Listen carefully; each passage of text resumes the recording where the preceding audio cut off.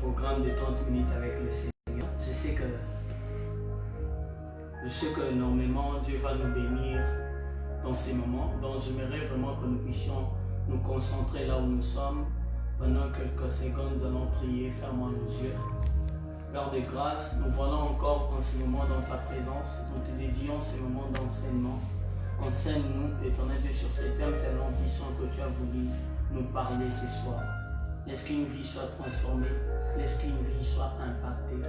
Le véritable Dieu, enfin que, comme le dit encore la Bible, qu'il y ait encore la joie dans le ciel, au nom puissant et glorieux de Jésus-Christ de Nazareth, que nous avons ainsi prié. Amen. Dieu soit loué. Dieu soit loué. J'aimerais seulement que quelqu'un puisse être attentif. Nous tous, nous savons bien qu'on n'a pas trop de temps. C'est juste un petit moment. Mais rien n'empêche que Dieu puisse nous faire énormément du bien. Et pendant ces moments, j'aimerais juste que tu te concentres, que tu prêtes vraiment ton oreille, car Dieu veut énormément faire du bien à une personne. Sur ce, on avait communiqué un thème dont nous avons partagé avec tous. Et je crois que plusieurs ont déjà entendu parler de ça. Plusieurs ont déjà écouté parler de ça. Et ces thèmes aussi n'étaient pas tirés au hasard.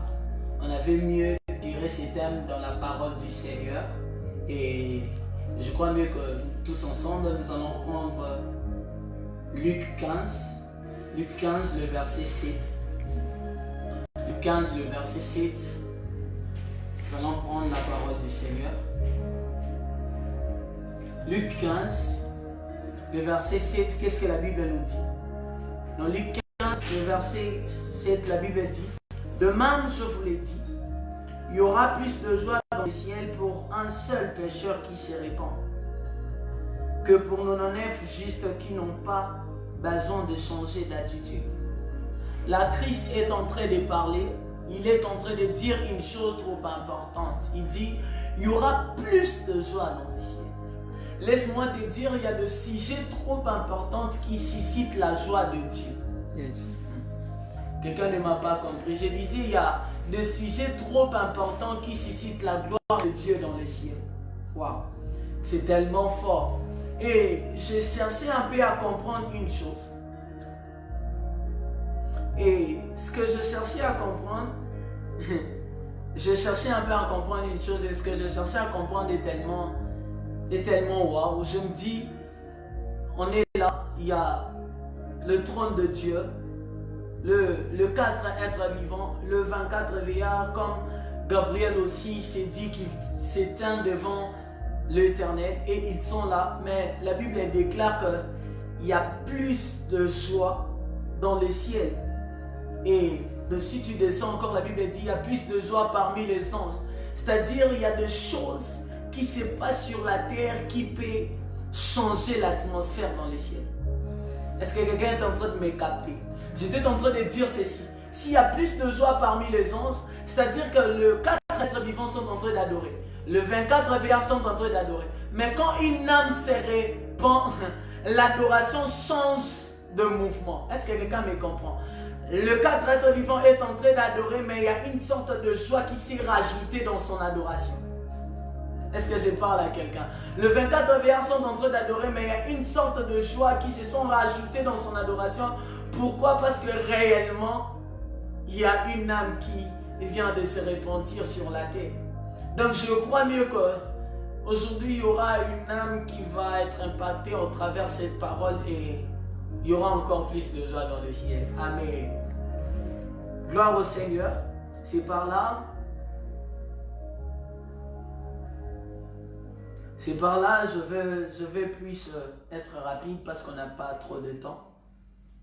On va plus parler, toujours sur Luc 15. Je ne crois pas, avec le temps, on ne peut pas trop prendre un verset biblique. Nous sommes avec moi dans Luc 15, le verset 11. Et on nous parle d'une histoire que nous savons tous, de l'enfant prodigue, et nous allons un peu essayer de partager. Aujourd'hui, comme nous sommes au premier jour, je crois mieux qu'on va s'arrêter au verset 17, et par la grâce du Seigneur, on va progresser avec ça. Amen, amen. La Bible dit, il dit encore, Un homme avait 2 fils. Le plus jeune dit à son père, « Mon père, donne-moi la part de l'héritage qui doit me revenir. » Le père leur partagea alors ses biens. Je vais un peu m'arrêter d'abord ici, au verset 12. On dit, il y a un père qui avait 2 fils. On parle d'un père qui avait des fils. Et la Bible déclare que le plus jeune demanda l'héritage à l'Éternel. Certainement, il a demandé son héritage et en tant qu'un père, il l'a aussi donné. Le plus jeune était conscient. J'aimerais un peu dire une chose qui va un peu scandaliser une personne. Laisse-moi te dire, la conscience n'est pas la maturité. Est-ce que quelqu'un me sait? La conscience n'est pas la maturité. Tu peux être conscient de ce que tu as, mais peut-être tu n'es pas mature de les garder. Tu peux être conscient qu'en moi j'ai la grâce de Dieu, mais peut-être tu n'es pas assez mature pour développer ce que tu as en toi. Laisse-moi te dire, aussi longtemps, ne crois pas que quand tu es conscient que je suis appelé à être prophète, que tu es directement mature à devenir prophète. J'aimerais un peu parler à la génération. Certainement, tu peux être conscient de ce que tu possèdes en Christ, mais cela ne veut pas dire que tu es assez mature maintenant pour agir et pour exercer dans tout. J'aimerais parler à une personne qui a demandé. J'aimerais parler à une personne qui a demandé au Seigneur tout. Il avait tellement besoin de choses, il a demandé au Seigneur. Il avait tellement besoin de l'onction, mais il a demandé au Seigneur. Mais j'aimerais un peu retourner, oui, tu étais tellement conscient que Dieu peut tout te donner. Mais est-ce que tu es mature de gérer ce que Dieu va te donner? Est-ce que tu es assez mature pour garder ce que Dieu va te donner? Oui, je sais qu'avec Dieu, je peux prendre le prophétique. Oui, je sais qu'avec Dieu, je peux prendre la bénédiction. Mais est-ce que tu es assez mature pour exercer dans le prophétique? Quand tu demandes au Seigneur, oui, c'est pas mal d'être conscient, mais c'est encore plus mieux d'être mature. Est-ce que quelqu'un me comprend? C'est là où je suis en train de comprendre. On a parlé du plus jeune. Ce qu'on est en train de parler, c'est lui qui était plus jeune. Oui, certainement, il était conscient de tout ce qu'il peut posséder au travers de son père, mais je ne crois pas qu'il était assez mature pour les garder. J'aimerais que tu puisses encore mieux me suivre, on n'a pas trop de temps. Je vais continuer ici. Et le verset 13, la Bible dit, peu de jours après, le plus jeune fils ramassa tout et partit, suis-moi bien, est parti pour un pays éloigné où il gaspilla sa fortune en vivant dans la débauche. En vivant dans la débauche. Laisse-moi te dire, aujourd'hui, nous voulons avoir les choses de Dieu, mais nous ne voulons pas voir le Dieu de la chose. Est-ce que je parle à une personne? Oui, tu es tellement conscient que je peux tout avoir de Dieu. Mais est-ce que tu es tellement conscient que Dieu vaut tout ce qu'il possède? Est-ce que je parle à quelqu'un? Laisse-moi te dire une chose, tu ne peux rien gérer de Dieu loin de sa présence. La Bible dit que ses fils étaient partis pour un pays éloigné. Tu ne peux rien garder de Dieu loin de sa présence. Est-ce que je parle à une personne? Tout ce qui est de Dieu peut mieux fonctionner que dans la présence de Dieu. Baba. Tout ce que Dieu possède peut mieux être géré que dans la présence de Dieu.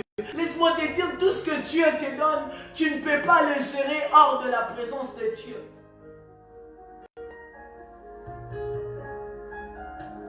Est-ce que je parle à une personne? La Bible dit, celui qui demeure sur l'abri du Seigneur repose à l'ombre du Tout-Puissant. Yes.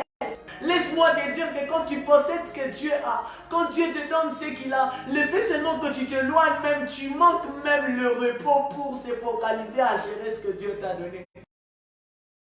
Ça peut être mieux géré qu'en Dieu. Baba. Est-ce que je parle à une personne? Tout ce que tu demandes à Dieu, ça peut être mieux géré qu'en Dieu. Je viens parler à une personne, loin de Dieu, les avoirs manquent l'onction de Dieu. Les avoirs de Dieu, loin de Dieu, ça manque l'onction de Dieu.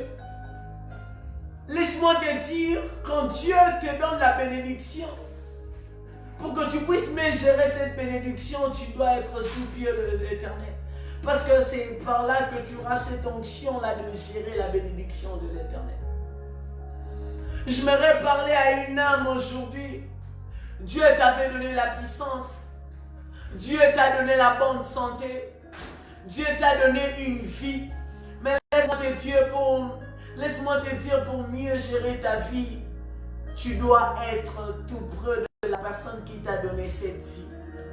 Ce fils savait que oui, je peux tout posséder de mon père, mais il avait oublié une chose, je ne peux rien gérer de mon père loin de mon père.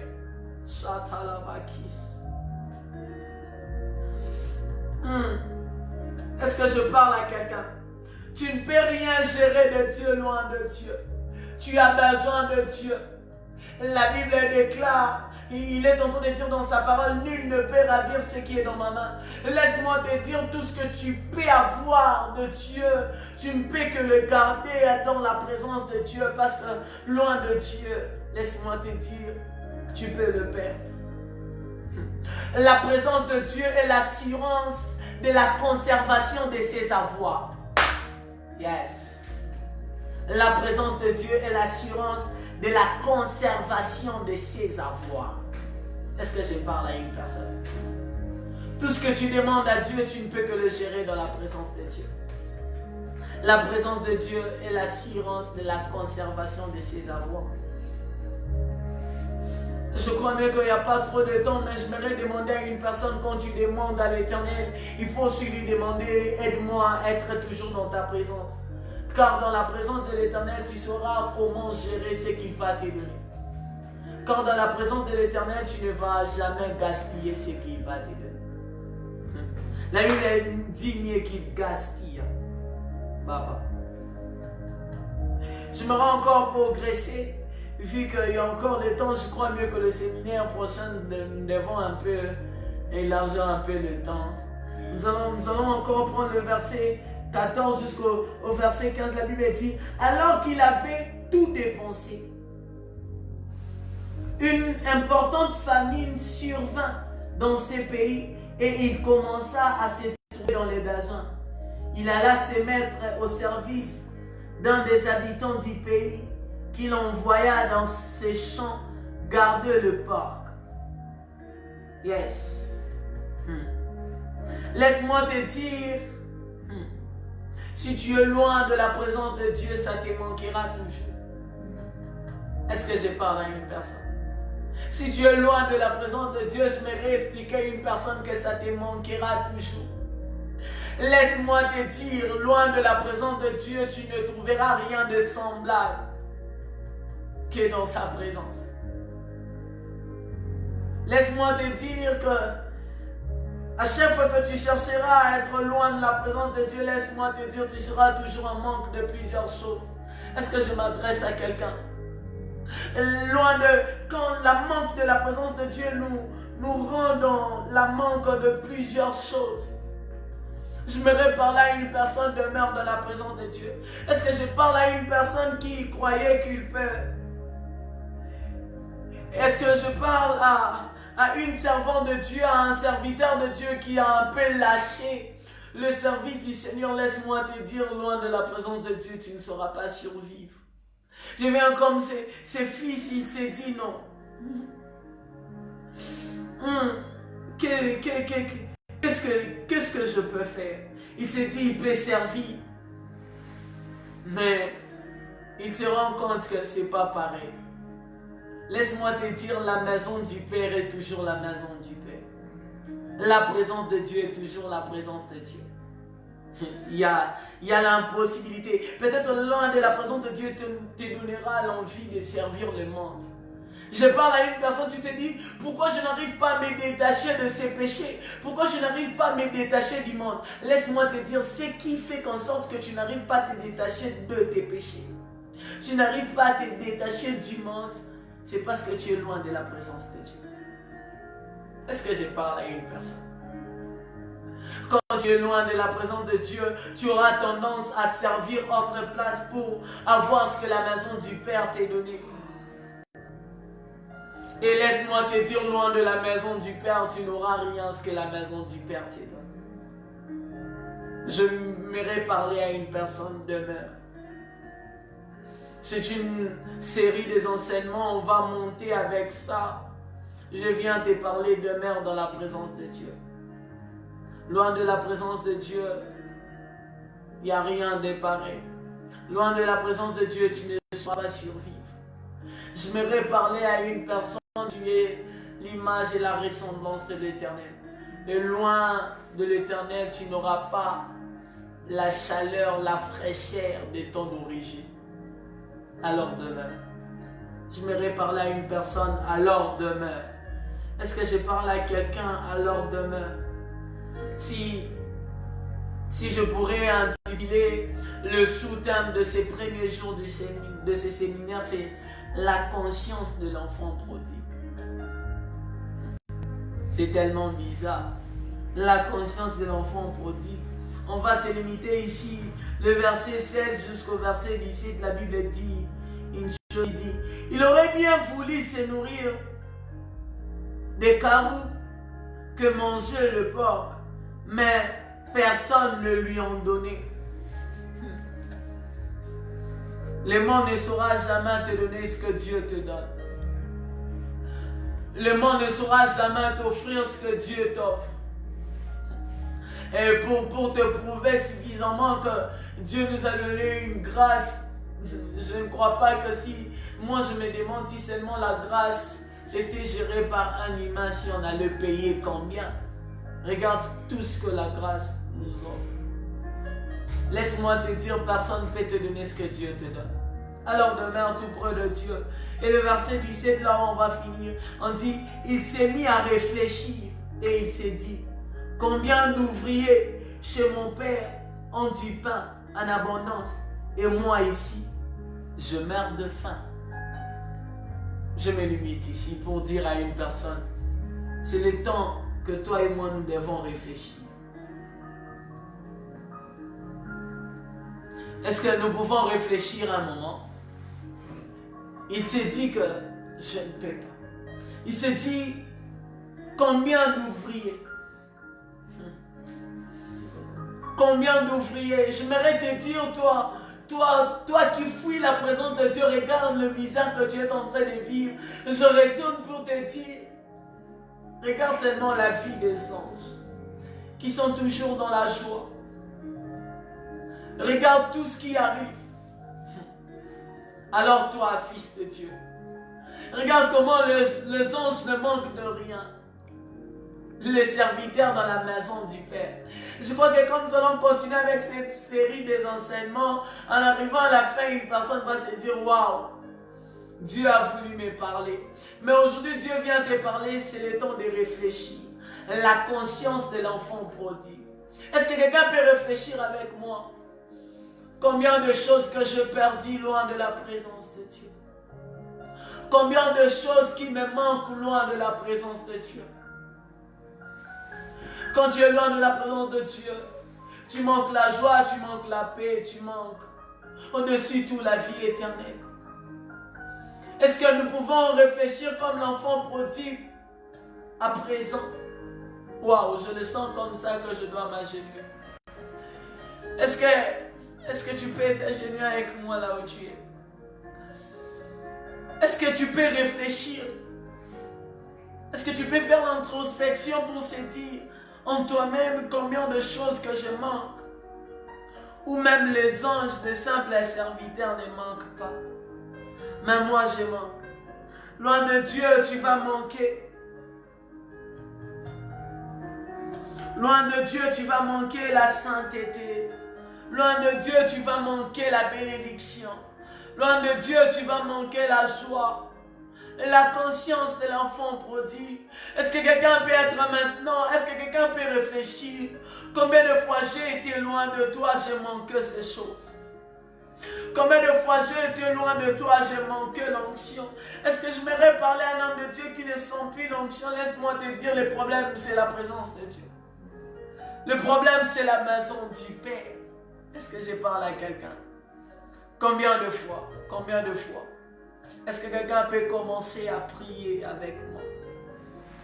Commencer à réfléchir, Père, j'ai perdu. Loin de toi, loin de toi, loin de toi. L'enfant prodigue regarde et dit, combien de ouvriers dans la maison de mon Père ne manquent pas du pain? Loin de Dieu, certainement, la première des choses que tu vas réfléchir comme l'enfant prodigue, tu vas manquer la parole. Yes. Tu vas manquer le pain quotidien. Combien de fois tu es en carence de la parole de Dieu? Combien de fois tu es en carence de la parole de Dieu? Quand je parle de la carence de la parole de Dieu, il nous reste 1 minute. Tu dois comprendre une chose avec moi. La Bible est en train de dire, Dieu est en train de dire à Josué que ce livre de la loi ne s'éloigne point de ta bouche, médite les jours et nuits. Suis-moi bien à la fin. Il continue pour dire une chose trop importante. Il dit, médite les jours et nuits afin que tu aies succès dans tes entreprises. On dit c'est alors que tu réussiras. C'est-à-dire que loin de la parole de Dieu, tu n'as point de succès, tu n'as point de réussite. C'est que la parole est nécessaire. Combien de fois loin de la présence de Dieu tu manques le pain? Est-ce que tu peux prier avec moi? Est-ce que quelqu'un peut commencer à prier avec moi en réfléchissant, Père?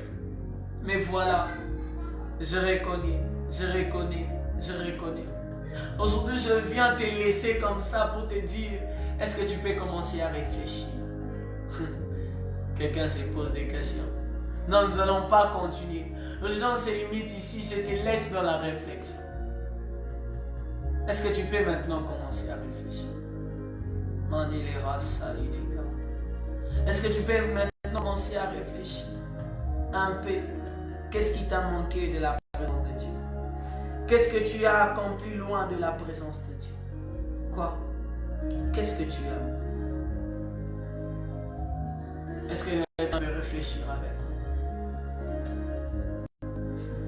Je te laisse dans l'attitude de la prière, mais de la réflexion.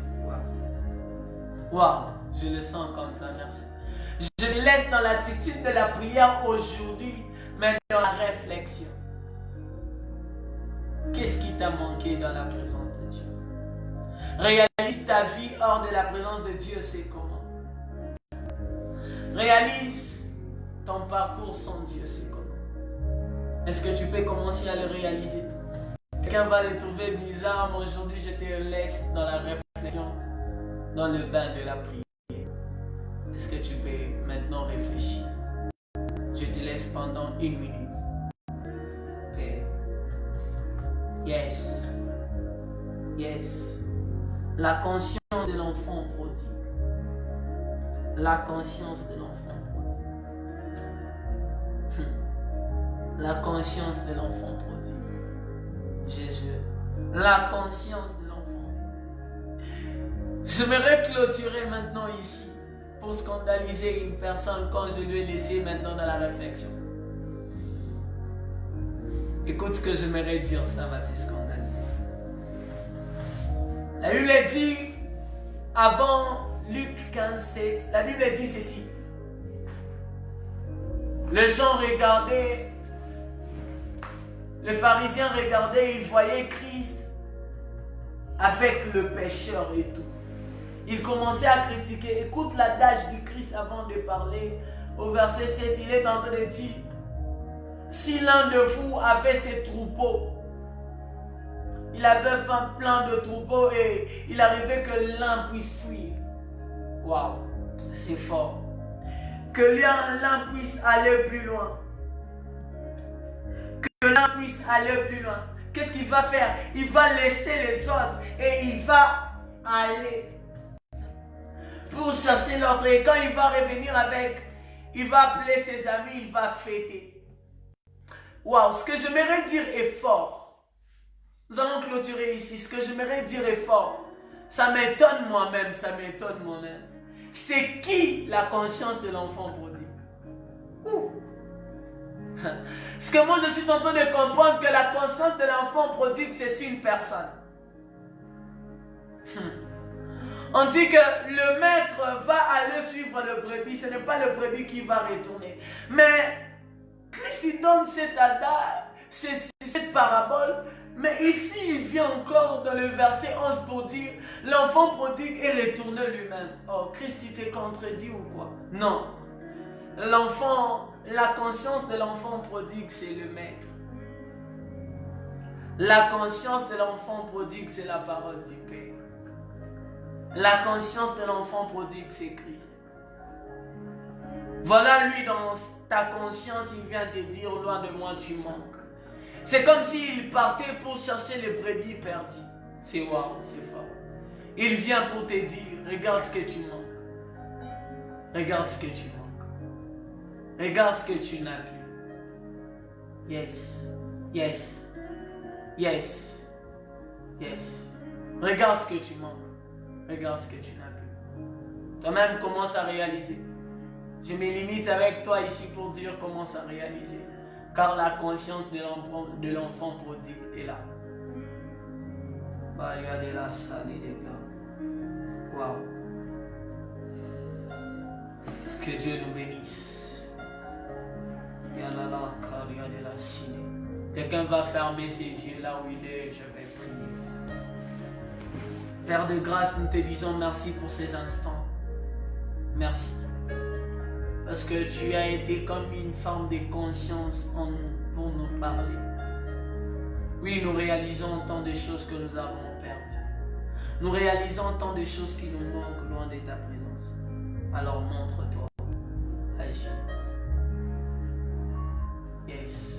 J'aimerais, Père, que tu touches la conscience de plusieurs. Pendant ce moment où nous laissons chacun au cours de ces séminaires, pour demain, il va encore découvrir autre mystère. Mais aujourd'hui, le véritable Dieu, est-ce que tu peux travailler sa conscience? Est-ce que tu peux travailler sa conscience? Durant toute cette nuit, la journée de demain, travaille la conscience d'une personne afin de réaliser tout ce qu'il a perdu dans ta présence. Au nom puissant glorieux du Seigneur Jésus-Christ que nous avons ainsi prié. Et nous disons tous Amen. Que Dieu nous bénisse. À demain.